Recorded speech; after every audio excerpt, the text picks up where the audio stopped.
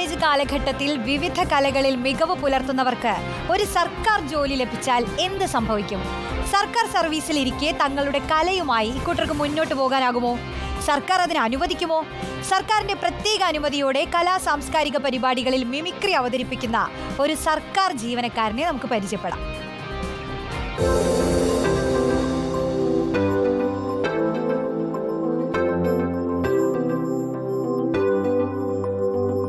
പത്തനംതിട്ട റാന്നി അങ്ങാടി പഞ്ചായത്തിലെ head ക്ലർക്കാണ് KA Thajudheen.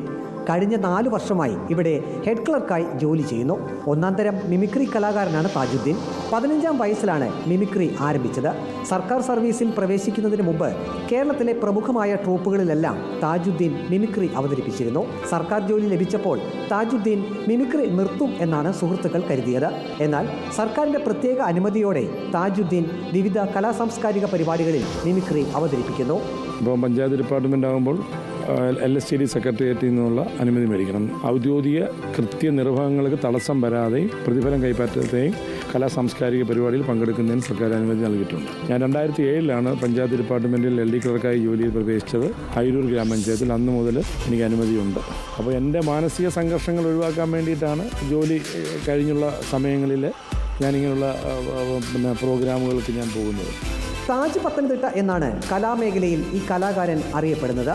Lalu Alex, Baiju, Mamukkoya, Thilakan, MS Tripunithura എന്നിവരാണ് താജുദ്ദീൻ്റെ ഇഷ്ടതാരങ്ങൾ. നമസ്കാരം. റാന്നിയിലും പരിസര പ്രദേശങ്ങളിലും അതിഭയങ്കരമായ മഴയാണെന്നേ.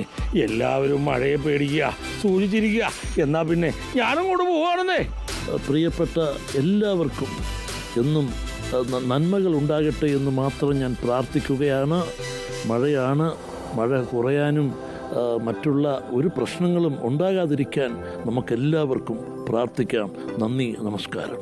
എൻ്റെ പൊന്ന് സണ്ണിച്ച, തോട്ടത്തിൽ പന്നി കയറുമെന്ന് വിചാരിച്ച് പന്നി ആരും വെടിവെച്ചൊന്നും കൊല്ലാൻ പോകുന്നില്ല. പിന്നെ 3-4 ദിവസം നമ്മൾ കോളേജിൽ പോയില്ലെന്ന് വിചാരിച്ച് കോളേജ് ആരും എടുത്തുകൊണ്ടൊന്നും പോകുന്നില്ല. അച്ചായ വിട്ടുകളാ, പിന്നെ കാണാം.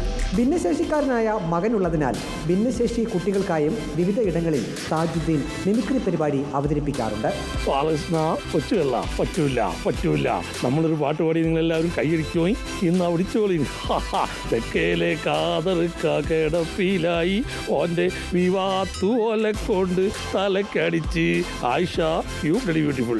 പേഴ്സണലായിട്ട് പറയുക, നിങ്ങൾ ചെയ്യാവുന്ന ഏറ്റവും വലിയ പുണ്യം അതിഭയങ്കരമായ മഴയൊന്ന് കുറഞ്ഞു കിട്ടാൻ വേണ്ടി നല്ലൊരു പ്രാർത്ഥനയൊന്ന് പ്രാർത്ഥിച്ചാൽ നമുക്കൊക്കെ സന്തോഷമായേനെ. എന്നാൽ പിന്നെ വരട്ടെ. താജ് പത്തനംതിട്ട എന്ന താജുദ്ദീൻ്റെ കലാജീവിതം തുടരുകയാണ്, അതും സർക്കാർ അനുമതിയോടുകൂടി. വീഡിയോ ജേർണലിസ്റ്റ് അജി കുടുംബനൊപ്പം reporter Praveen Purushothaman, in reporter, Pathanamthitta.